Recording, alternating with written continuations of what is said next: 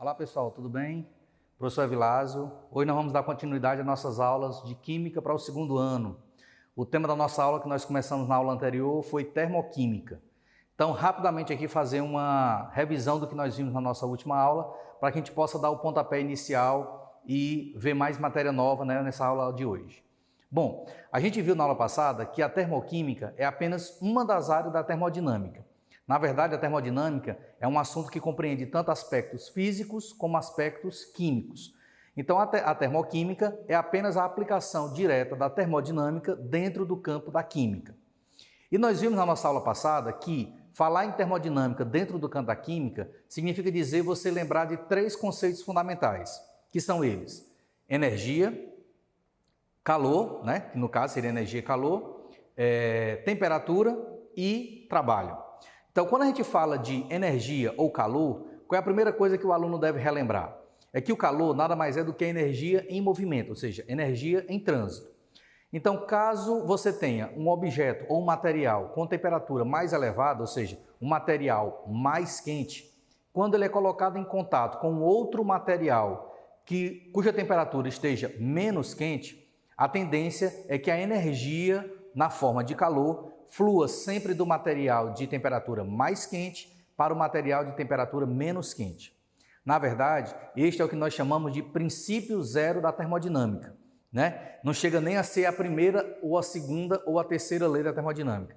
Na verdade, é o princípio zero. Dois corpos, quando são colocados em contato, se houver diferença de temperatura entre os dois, um vai ser mais quente e o outro vai ser menos quente. O calor sempre vai fluir do mais quente para o menos quente. Depois nós vimos que quando dois objetos são colocados em contato, mas eles apresentam a mesma temperatura, ou seja, eles não apresentam diferença de temperatura entre si, então não vai haver a condução de calor, então não vai haver propagação de energia entre um corpo e outro.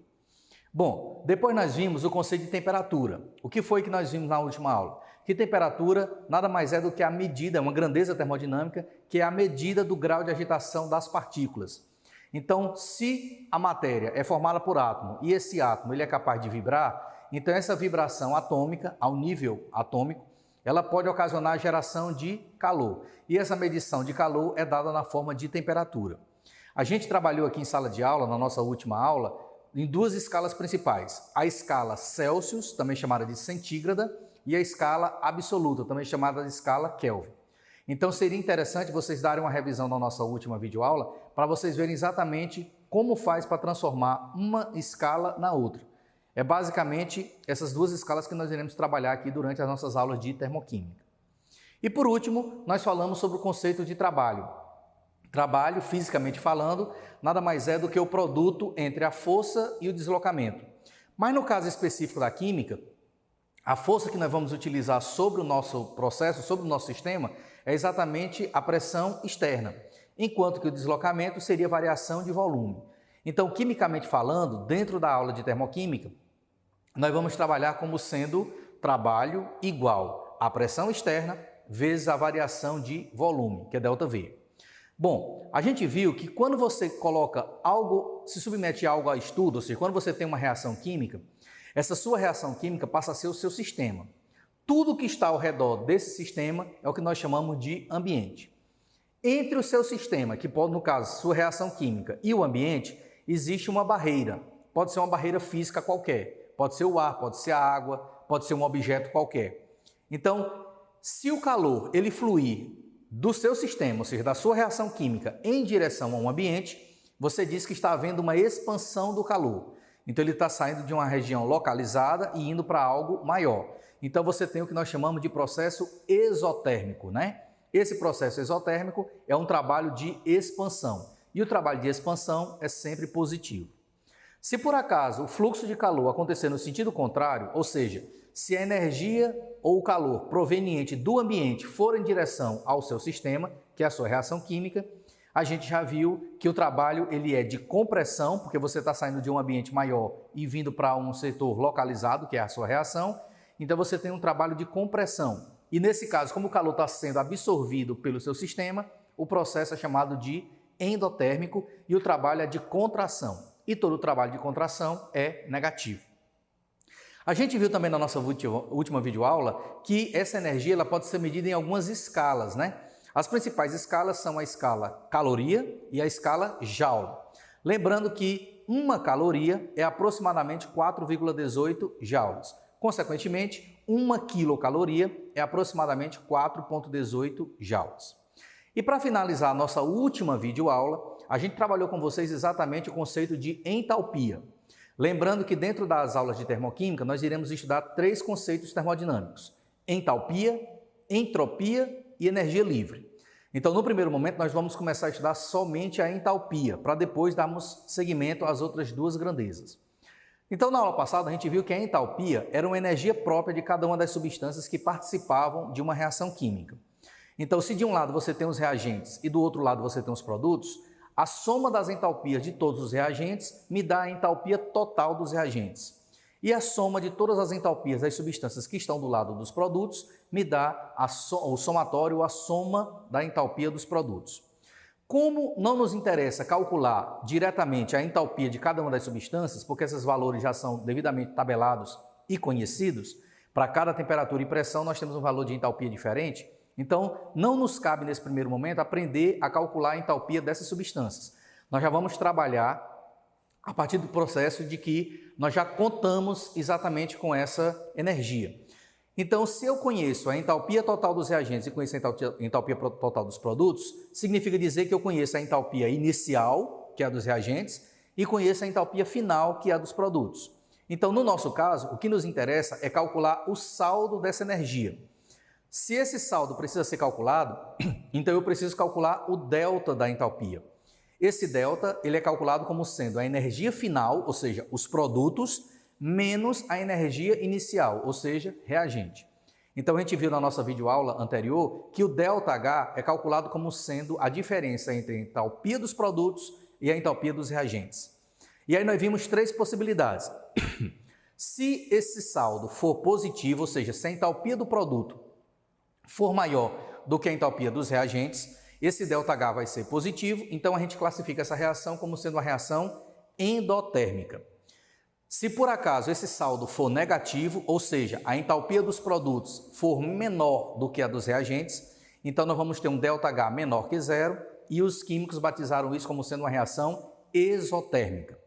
E por último, nós vimos uma terceira e última possibilidade, porque matematicamente ela é possível de ser obtida, mas na prática a gente viu aqui na nossa última videoaula que normalmente não acontece, que é quando a energia dos produtos e a energia dos reagentes é igual. Aí, nesse caso, o valor do ΔH é igual a 0. Aí você classifica a sua reação como sendo uma reação atérmica. Então, de um modo geral, nós vamos trabalhar apenas com 2 dessas classificações. A entalpia maior que 0, ou seja, ΔH positivo, reação endotérmica. E o ΔH negativo, reação exotérmica. E aí eu concluí a minha última videoaula mostrando para vocês exatamente como descobrir se o processo é endotérmico ou exotérmico ao analisar um gráfico termoquímico. Vocês viram que, de um modo geral, as reações endotérmicas apresentam reagentes embaixo, produtos em cima, então o ΔH ele é subindo, né? Ele é ascendente. Então toda reação cujo esquema apresente uma seta para cima, vocês já deduzem que o processo é endotérmico, a energia tem que ser aumentada. Se por acaso o processo for exotérmico, a gente viu no gráfico que o reagente fica em cima, o produto fica embaixo e você precisa descer no gráfico. Então, todo o processo que você verificar no gráfico, setas apontando para baixo, significa dizer que o seu processo é negativo, ou seja, o processo seria exotérmico. Bom, dessa forma nós finalizamos a nossa última videoaula. O que é que nós vamos ver na nossa videoaula de hoje após essa rápida revisão? A gente vai ver que é possível se determinar se um processo é endotérmico ou exotérmico, não apenas analisando um gráfico ou apenas calculando o valor do ΔH. É possível também se calcular se um processo é endotérmico ou exotérmico, analisando o próprio processo reacional, ou seja, analisando a própria reação química. E também nós vamos ver na aula de hoje que esse valor de ΔH, uma vez descoberto, ou seja, uma vez você descobrindo se o seu processo é endotérmico ou exotérmico e calculando o valor dele, dá para você também perceber quais são os fatores que podem afetar a variação desse ΔH, para mais ou para menos. E vamos fechar a nossa aula falando sobre a entalpia padrão, ou seja, como é que se faz para determinar a entalpia padrão de uma determinada substância e quais são os principais tipos dessa entalpia. Bom, começando a nossa aula hoje, então, nós vamos estudar as chamadas equações termoquímicas. Ora, pessoal, eu vou tentar ser o mais sucinto possível para que vocês possam entender, em linhas gerais, como é que seria a escrita de uma reação termoquímica, consequentemente uma equação termoquímica. E como é que você faz para determinar se esse processo é endotérmico ou se ele é exotérmico. Então vamos lá. Nós vamos sempre determinar quem está do lado esquerdo da sua reação são os reagentes e quem está do lado direito da sua reação são os produtos. Vamos considerar apenas reação acontecendo em um único sentido. Então, do lado esquerdo, reagente, do lado direito, produto, setinha vindo da esquerda para a direita. Então, o que é que você pode observar? Para uma equação termoquímica, ou para uma equação química, desculpe, ser considerada uma equação termoquímica, faz-se necessário você representar, além do estado físico e das substâncias envolvidas no processo, faz você também ter que representar a quantidade de calor ou, teoricamente, de energia envolvida no processo. Se você escrever uma equação e não colocar a quantidade de energia envolvida no processo, ou seja, a quantidade de calor envolvida naquele processo, você não tem uma equação termoquímica. Você vai ter apenas uma equação simples, ou seja, uma equação simplesmente escrita para que alguém entenda quem são os reagentes e os produtos. Mas para que ela seja interpretada como uma equação termoquímica, faz-se necessário você representar, além das substâncias, seus estados físicos, também colocar nessa equação a quantidade de calor envolvida. Então vamos começar pelos processos endotérmicos. Como é que você faz para representar uma reação endotérmica? Eu coloquei para vocês aqui 3 formas diferentes, tanto para a reação endotérmica como para a reação exotérmica. Vocês vão ver que uma é o inverso da outra. Então vamos analisar com calma. Se eu tenho de um lado os reagentes se transformando em um produto, se a quantidade de energia, que eu coloquei aqui pelo nome de calor, se a quantidade de energia for somada aos reagentes, significa dizer que os reagentes estão recebendo essa energia do ambiente. Então, se ele está recebendo energia, a gente já viu na nossa última videoaula que toda vez que o sistema absorve energia, esse processo é chamado de endotérmico. Agora, da mesma forma que eu posso escrever o reagente absorvendo energia, eu também posso reescrever a minha equação colocando a energia saindo dos produtos. Ora, se eu passar esse valor positivo de calor para o segundo membro da equação, eu vou encontrar agora uma situação como essa. Então, de um lado eu tenho um reagente, do outro lado eu tenho um produto, só que agora, como o calor veio de um membro para o outro, esse calor agora vem negativo. Então, se você também encontrar reações escritas onde o reagente forma os produtos e esse produto está perdendo calor, significa dizer que se o produto perde calor, o reagente está ganhando. Então, teoricamente, aqui também seria uma segunda forma de você escrever uma reação endotérmica. E a terceira e última forma de você representar um processo endotérmico é você escrever a sua equação normal, ou seja, reagente se transformando em produto, e colocar do lado de fora da sua equação o valor do ΔH maior que zero. Nesse caso, o ΔH vai ser sempre um valor positivo. E aqui eu gostaria de deixar uma informação muito importante. Não é necessário que o ΔH positivo venha apresentando o sinal de positivo. Então, se você pegar alguma questão ou alguma questão teórica ou prática que o valor do ΔH é fornecido apenas um número inteiro, então você já deduz que aquele ΔH é positivo. Já no caso do ΔH negativo, não. No caso do ΔH negativo, esse sinal de menos, ele deve obrigatoriamente anteceder o valor numérico, tá certo? Então, a reação exotérmica, ela é escrita exatamente o oposto da reação endotérmica. Então, nós temos aqui o reagente perdendo calor e formando produto. Se eu passar agora essa quantidade de calor do primeiro membro para o segundo, nós vamos ter o reagente formando o produto e esse produto recebendo este calor. Ou então, você pode escrever a sua reação exotérmica representando a sua equação normal e colocando lá de fora apenas o ΔH negativo. Nesse caso, como eu já falei, obrigatoriamente o sinal negativo deve anteceder o valor numérico. Então, esse aqui, pessoal, é a representação de como você pode encontrar nas questões que nós iremos resolver ou em algum texto falando sobre termoquímica, como você representa uma equação termoquímica propriamente dita. Bom, na segunda parte agora da nossa aula, o que nós iremos ver é quais são os principais fatores que podem afetar o valor do ΔH ou podem afetar o significado do nosso ΔH. Então, eu enumerei aqui para vocês os 4 principais fatores. Então, na ordem, vamos falar de cada um deles. O primeiro fator é a chamada quantidade de reagente. Ora, pessoal, se você tem uma reação onde uma quantidade X de reagente forma uma quantidade Y de produto e essa reação apresenta um valor de ΔH, qualquer alteração que você faça na quantidade desses reagentes, consequentemente, vai implicar um aumento ou uma diminuição na quantidade do seu produto. E, teoricamente, você vai também mexer no valor do calor envolvido. Então, vamos dar só um exemplo. Se eu pegar 1 mol de uma substância A e transformar para 1 mol de uma substância B, e o ΔH dessa reação for X, se eu aumentar a quantidade da minha substância A para 2 e aumentar a quantidade do meu produto, consequentemente, para 2, o meu valor de ΔH deverá ser dobrado, né? Então, o que é que vocês estão observando? Que existe uma relação direta entre o aumento da quantidade de participantes com o aumento do valor do ΔH. Consequentemente, se você diminuir a quantidade do seu participante, o seu valor de ΔH também tende a diminuir. Então, lembrem que existe uma relação direta entre a quantidade de substâncias envolvidas no processo, né, na sua reação, com a quantidade envolvida naquele processo, na mesma reação, tá certo? Um segundo fator que pode interferir, e esse talvez seja mais comum para a gente encontrar nas nossas questões, é a questão do estado físico. Ora, a gente sabe que a matéria ela se encontra basicamente nos 3 principais estados físicos, sólido, líquido e gasoso. Vocês sabem que dos 3 estados físicos, aquele que é mais organizado é o estado sólido. Aquele que é o mais bagunçado ou desorganizado é o estado gasoso. E o líquido fica intermediário entre os dois. Então, como a entalpia é a medida do calor, a gente pode deduzir que quanto mais organizado for o seu estado físico, no caso o estado sólido, menos energia ele vai ter, porque ele vai gerar menos vibração, consequentemente, menos temperatura e menos calor.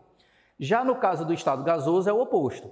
Como ele é o estado mais bagunçado, mais desorganizado, então a agitação lá é maior. Se a agitação é maior, o valor de temperatura aumenta, consequentemente a quantidade de calor aumenta, então o ΔH ou a entalpia do estado gasoso passa a ser maior. Então a gente poderia colocar em linhas gerais que o calor ou a entalpia do estado sólido é menor do que o calor ou a entalpia do estado líquido e esse, consequentemente, vai ser menor do que o calor ou a entalpia dos gases, tá certo? Um outro fator importante, pessoal, é o que nós chamamos de alotropia.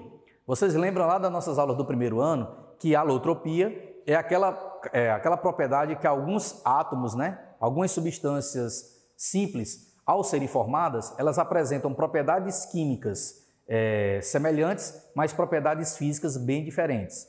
Como exemplo, a gente se lembra que o oxigênio, o fósforo, o enxofre, o carbono, que são alguns dos elementos que apresentam alótropos muito importantes na natureza.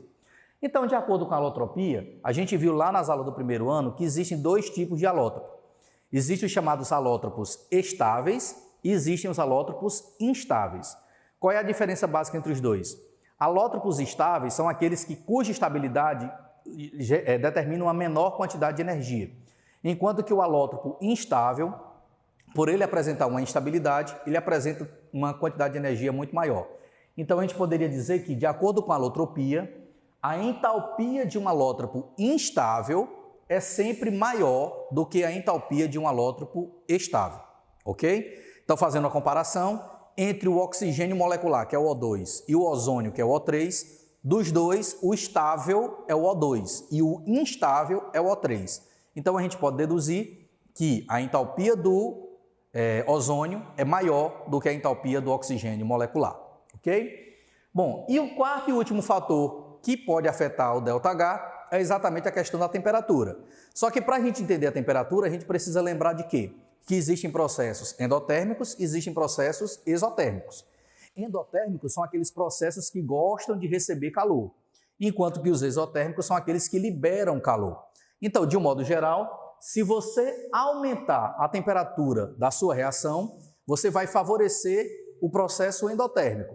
Então, se sua reação for endotérmica, quanto mais temperatura você fornecer para ela, quanto mais calor, mais você vai favorecer esse processo. Consequentemente, Se você tem um processo que é exotérmico, ou seja, aquele processo que libera calor, a gente pode dizer que quanto menor a temperatura, ou seja, quanto mais calor você retira do meio, né, do sistema, mais você favorece o processo exotérmico. Então, esse aqui, pessoal, são os 4 principais fatores que podem afetar a variação do ΔH. Ok? Bom, para finalizar então agora a nossa aula, a gente vai falar um pouquinho sobre a chamada entalpia padrão. Veja que o símbolo da entalpia padrão é a letra H, né, com esse grauzinho em cima, referindo-se aqui à entalpia padrão. De um modo geral, a entalpia padrão ela é diferente para substâncias compostas e para substâncias simples. Então, pessoal, eu fiz para vocês aqui um resumo para que vocês entendam que substâncias compostas e substâncias simples apresentam entalpias ou iguais a zero ou diferentes de zero. Aí o aluno pode questionar, professor, e quando for diferente de zero? Eu preciso saber calcular? Não. Quando a entalpia é diferente de zero, eu estou afirmando para você que o problema, né, a questão que você vai resolver, vai ter que lhe fornecer esse valor de entalpia. Você não é obrigado, pessoal, a decorar valores de entalpia de substâncias, tá certo? Como eu já falei, esses valores são previamente calculados e tabelados. Então, vocês vão observar que na resolução dos exercícios, a gente já vai trabalhar com esses valores prontos, tá ok? Bom, de um modo geral, toda substância composta apresenta entalpia diferente de zero.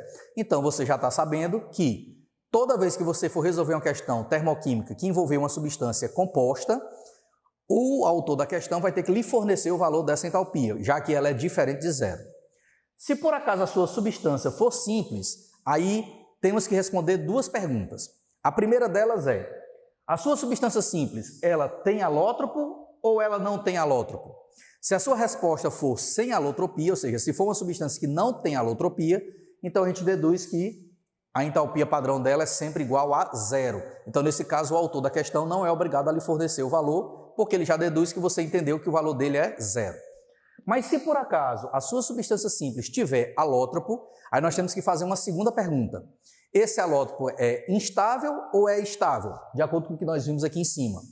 Então, se o seu alótropo for estável, significa dizer que a entalpia dele também é zero. A estabilidade significa dizer menor quantidade de energia, então é zero. E se ele for um alótropo instável, a entalpia dele vai ser um valor tabelado, que você vai precisar utilizar na sua resolução da questão, porque ele vai ter uma entalpia diferente de zero. Então, resumindo, se a substância for composta, sempre vai ter que ser dado o valor para você, porque o valor dele sempre é diferente de zero. Se sua substância for simples, tiver alótropo e ele for instável, também vai ter que ser fornecido para você esse valor, porque a entalpia é diferente de zero. Agora, se for uma substância simples e que não tem alótropo, ou que tenha e ele seja estável, essa entalpia é sempre igual a zero. Bom, pessoal, então hoje nós paramos por aqui. Eu gostaria que em casa vocês pegassem o livro texto de vocês, tentassem ler, né, exatamente sobre esse assunto e que vocês possam resolver as questões referentes a esse material. Até a nossa próxima videoaula, um forte abraço, até lá.